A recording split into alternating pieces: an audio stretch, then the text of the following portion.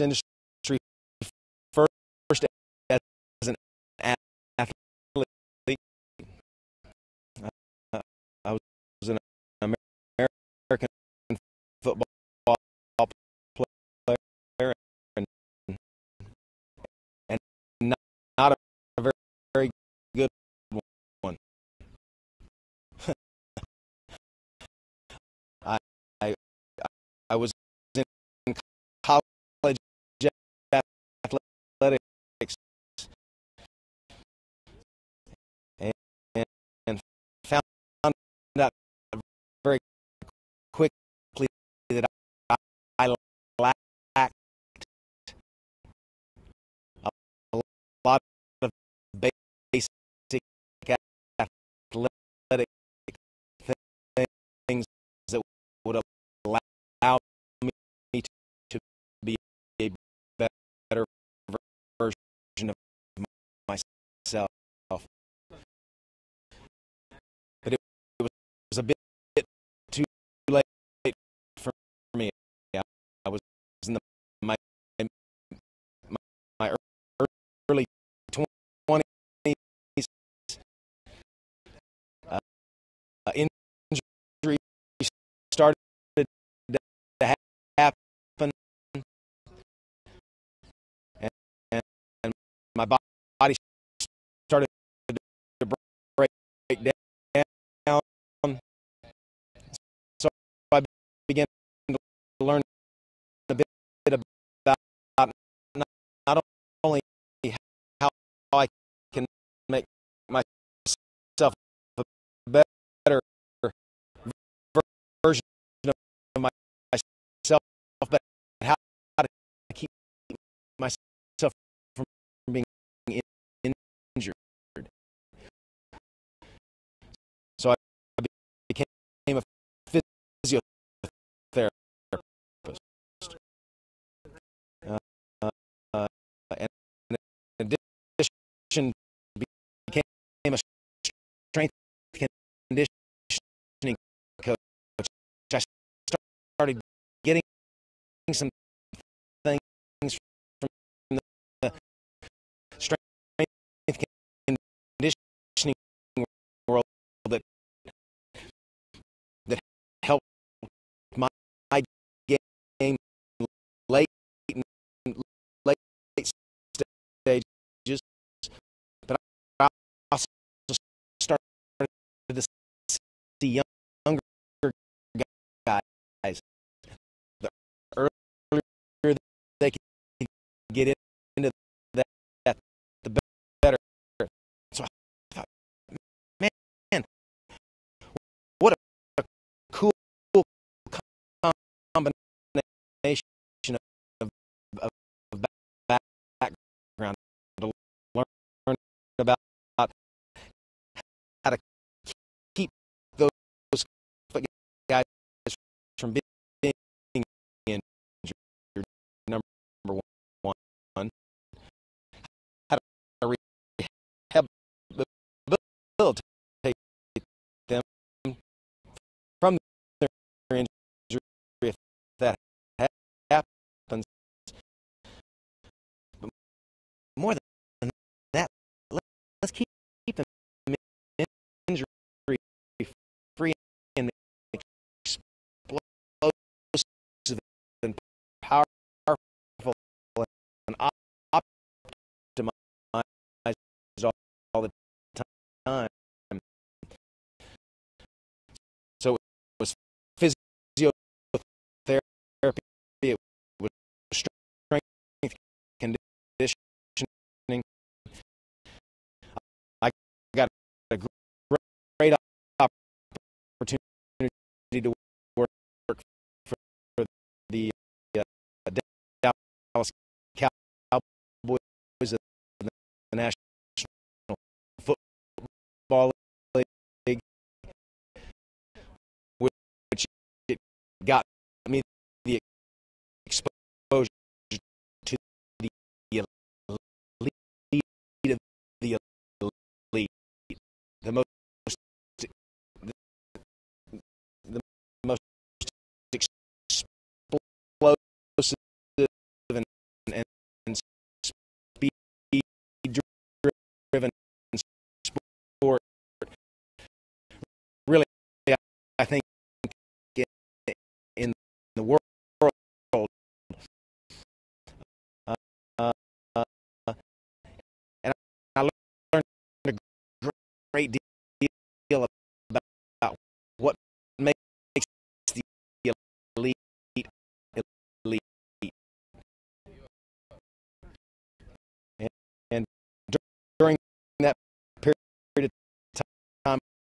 I got to know Michael very, very well as, as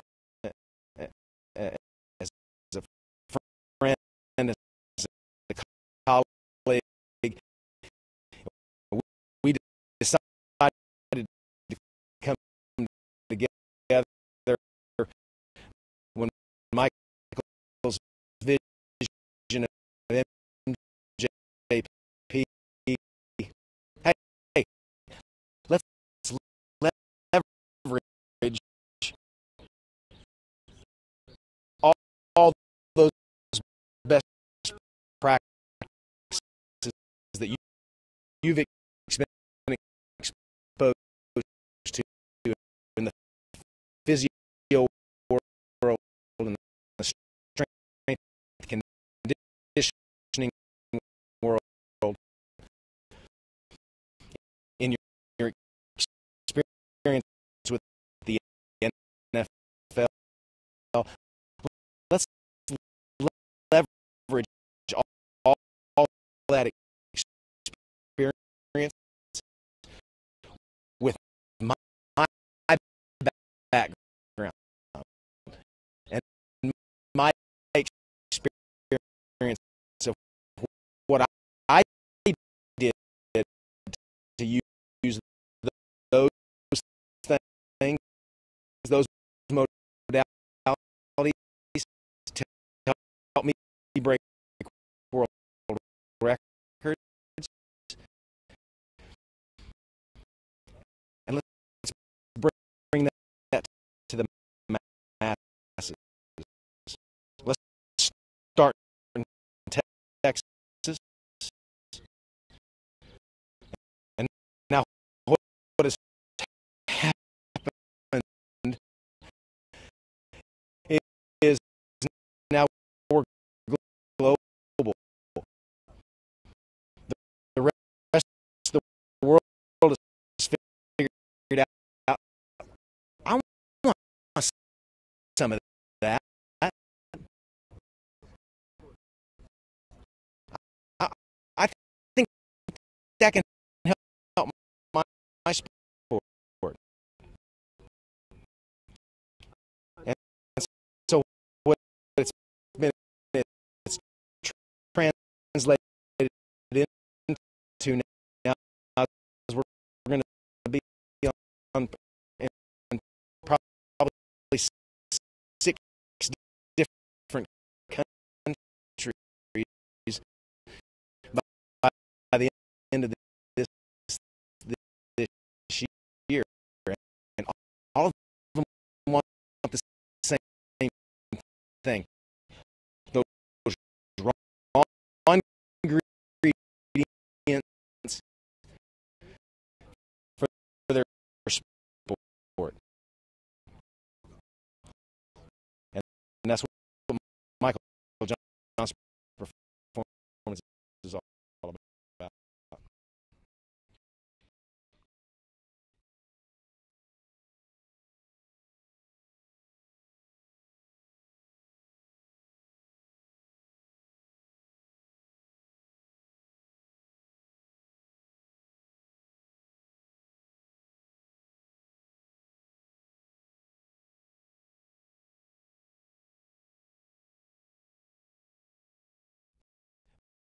My most inspirational uh, uh,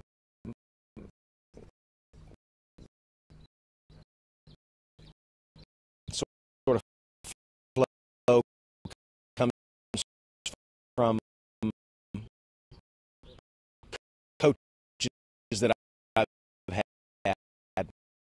specialists that I've had in my life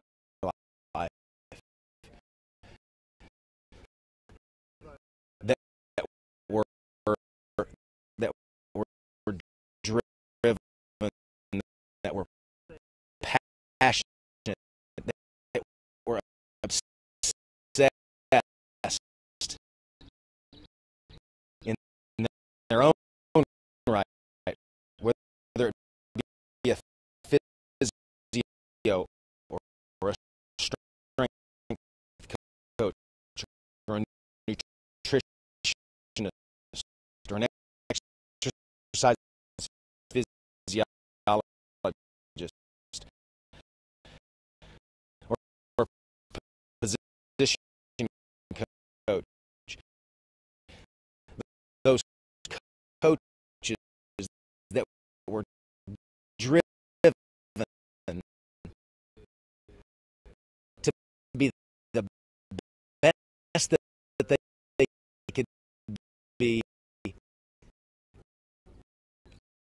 as a coach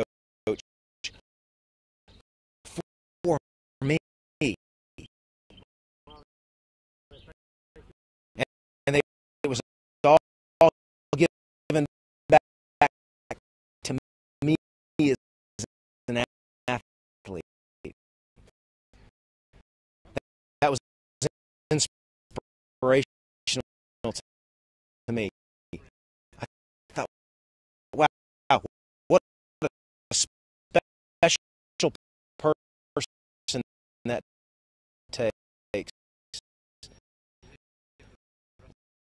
to leverage the entire world of best practices for somebody else.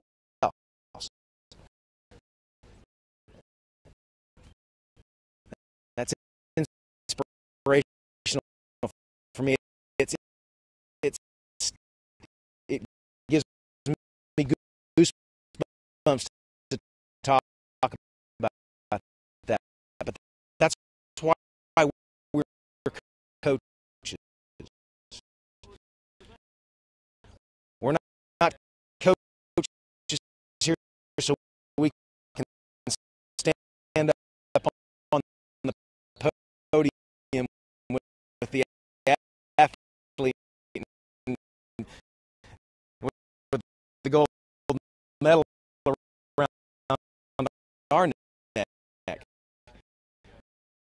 We're the ones behind the scenes that are crying because of all the all the blood, sweat, and tears that went into that work, and we're seeing the output for our athlete, and that's what coaching is about. And that's what inspires me is to is to be a coach. Is that coaching that I've had in the back. Michael's the same way.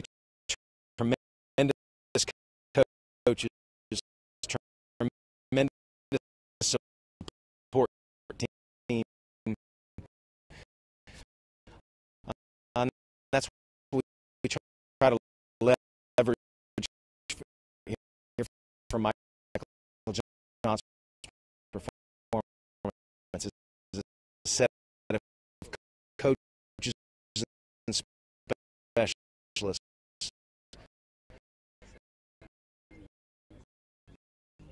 with the athlete first, obsessed with the athlete's output.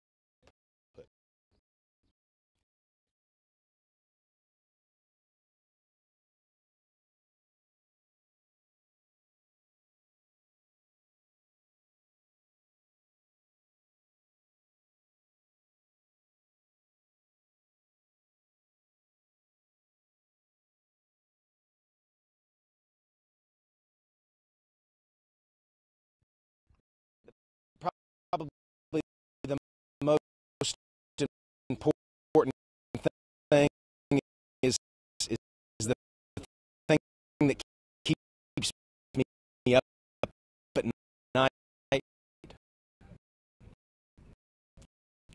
It's the thing that keeps me trying to channel my energies to get better today than I was yesterday. It's probably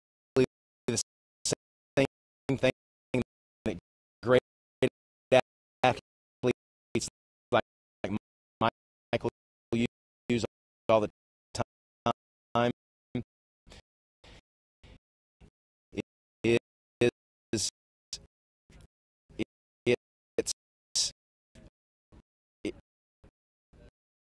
average is the enemy. That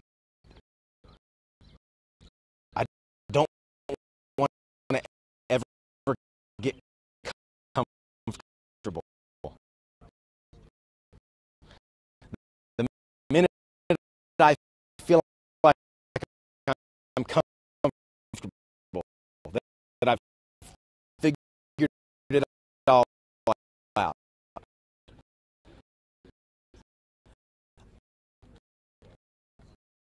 I'm going to lose.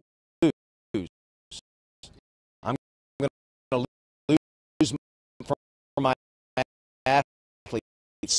Somebody's going to come along and do it better than me. And I, my athletes that trust in me to be the best that I can be for them.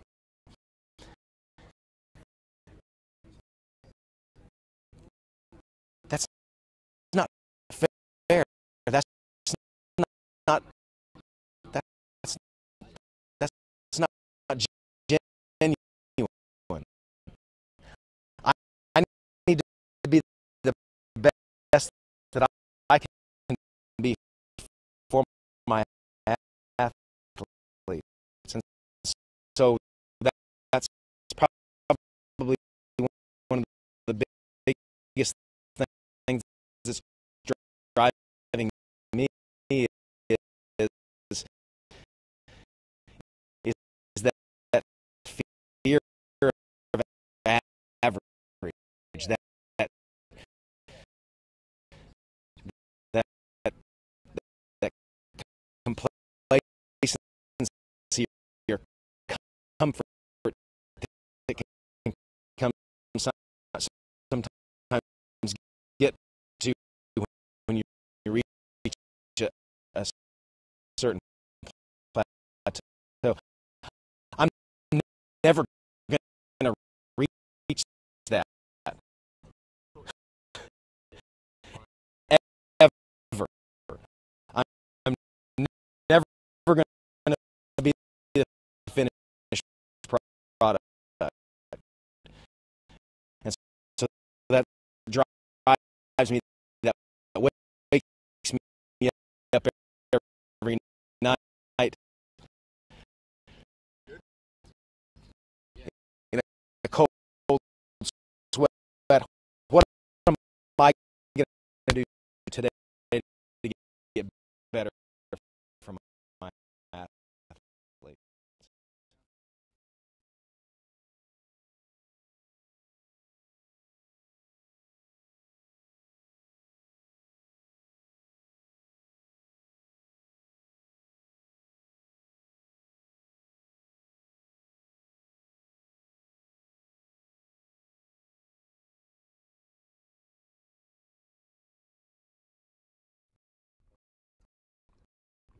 Yeah.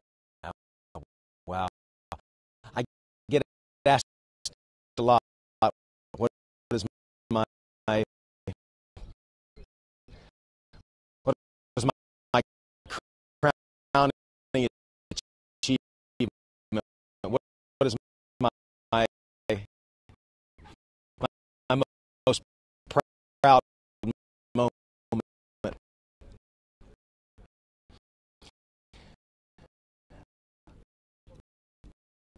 I've never won a gold medal in my life.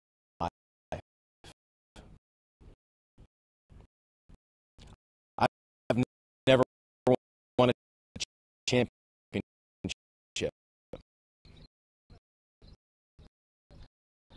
I've never certainly set a world record.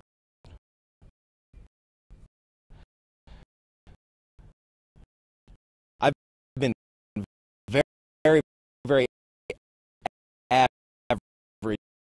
in my athletic career.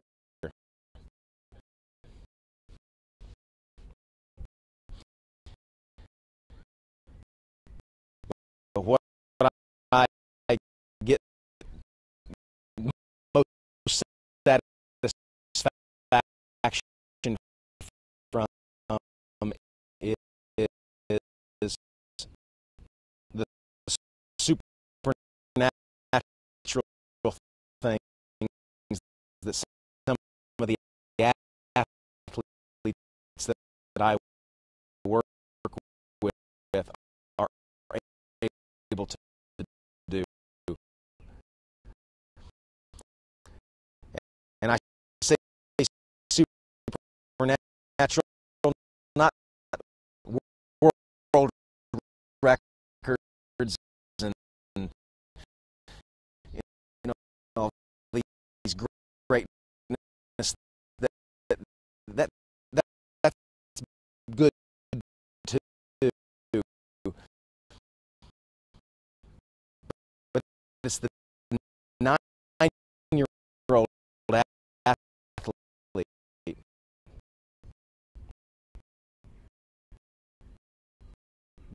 that is now, after training with us, is now enjoying their sport more. They're making better grades.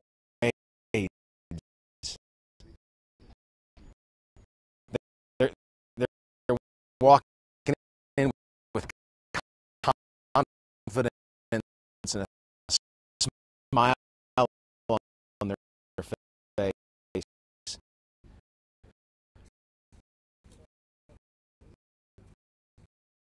That's more important than anything.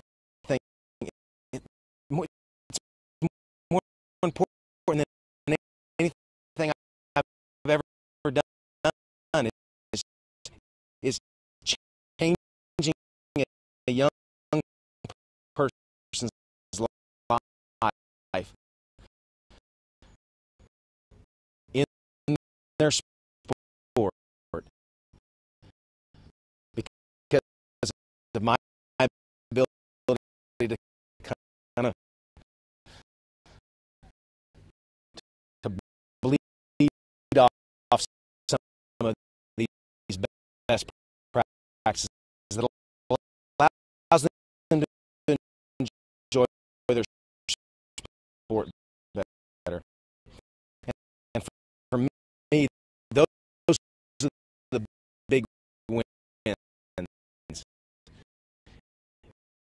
And again, those those things, those those goosebump moments when that little 9, 10, 11-year-old invites you to a birthday party as a coach.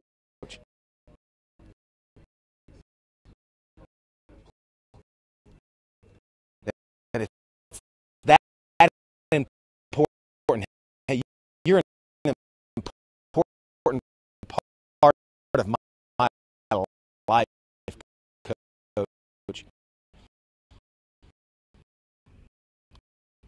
And the parents are expressing it's an amazing thing for us. We get a bigger juice from that than we do from Olympic gold medals and world championships and in NFL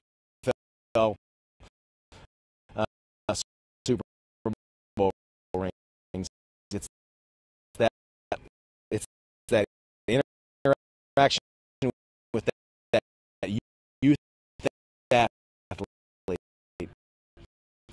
that changes their life for sport.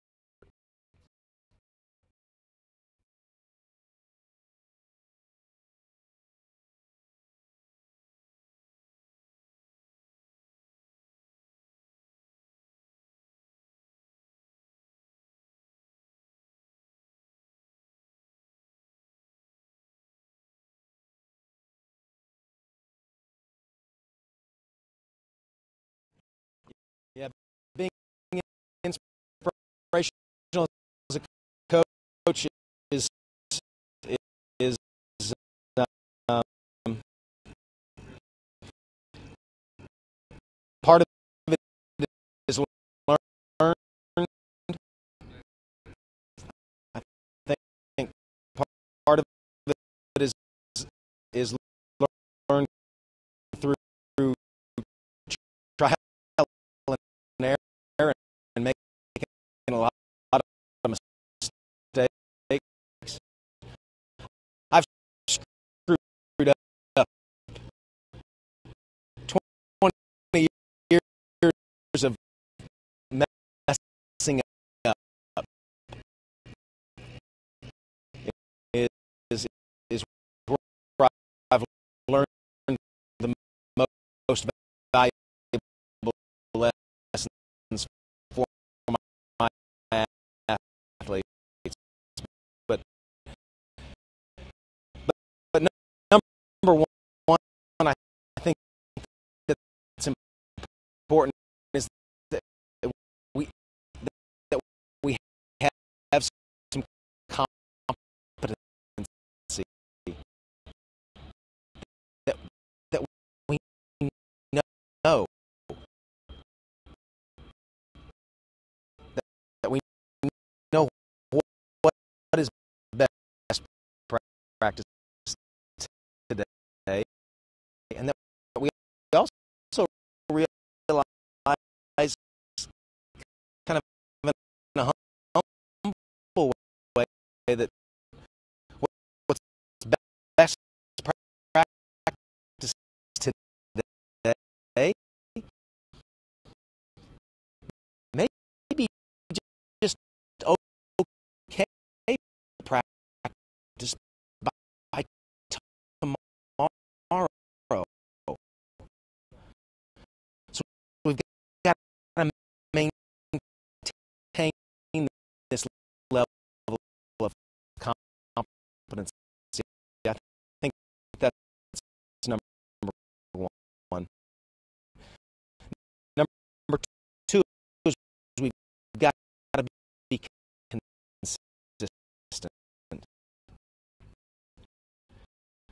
We've got to consistently come out here and give our best for our athletes. They're going to take the coach's lead. And what you saw today is the coaches held the held the practice, held the entire session at a really high level. And now my coaches, they're they're they're beat. They're done. They're probably taking a nap right now because they know they need to recharge because we got an afternoon session, and they need to walk in and have that afternoon session right here.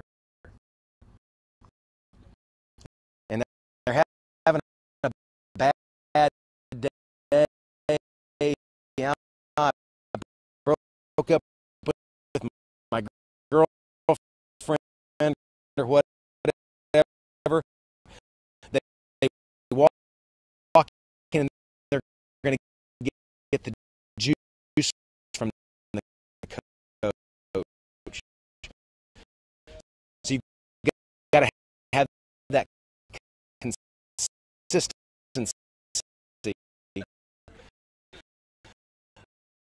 Uh, and then you just got to be committed.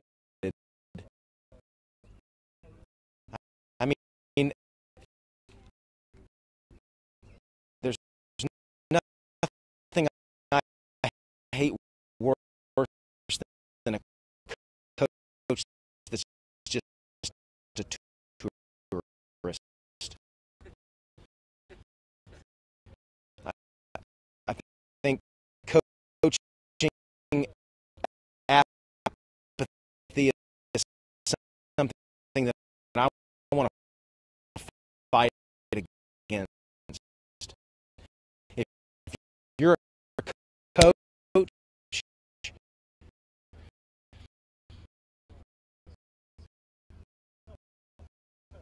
you need to be the best that you can possibly be for those athletes.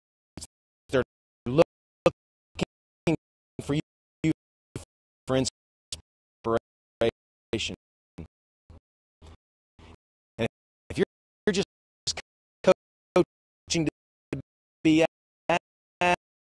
you know, I'm just coaching because you know, it's okay. And I'm just kind of a tourist. Go find something else to do.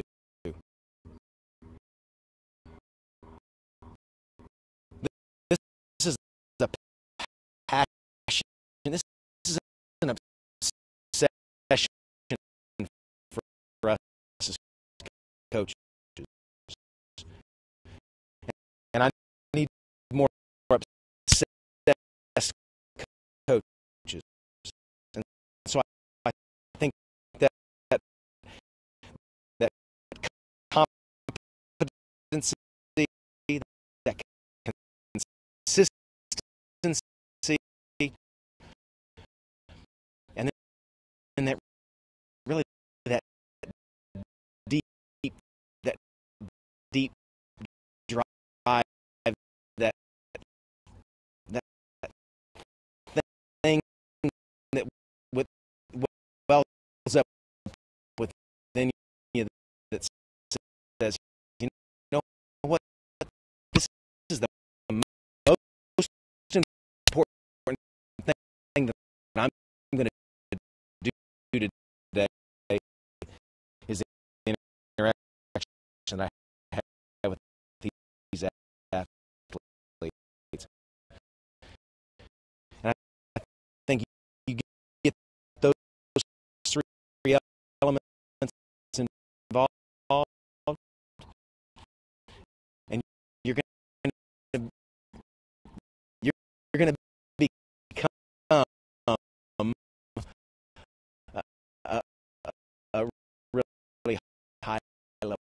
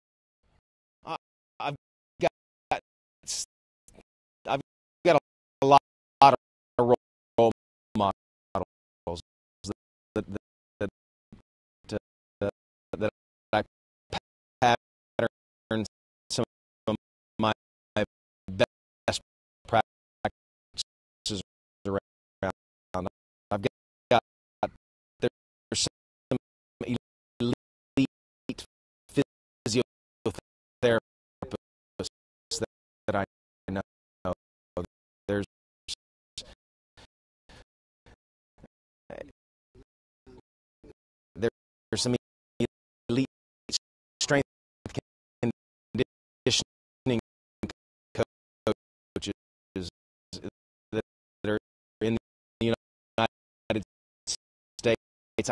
I've met some in my travels around the world here. There's some elite athletes that I'm that I'm very more tuned into now than ever, because I've learned about their preparation and their tactics and their techniques. But I tell you, one of my, it sounds cliche,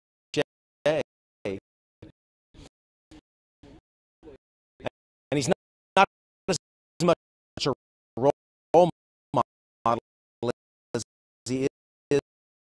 He's my head coach. He's the guy that motivates me every morning to be better. Is, is this guy? Is Michael? I mean, he's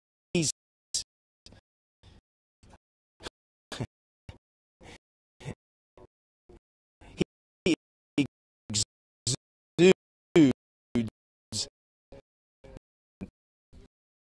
today is not good enough. I've got to be better. And he pulls the best out of me every day, because he asks that of himself every day. He holds himself to higher standards than anybody holds him to, and he holds me to higher standards than I even hold myself to. So he's a friend of mine. He's a colleague of mine. He's a business partner of mine.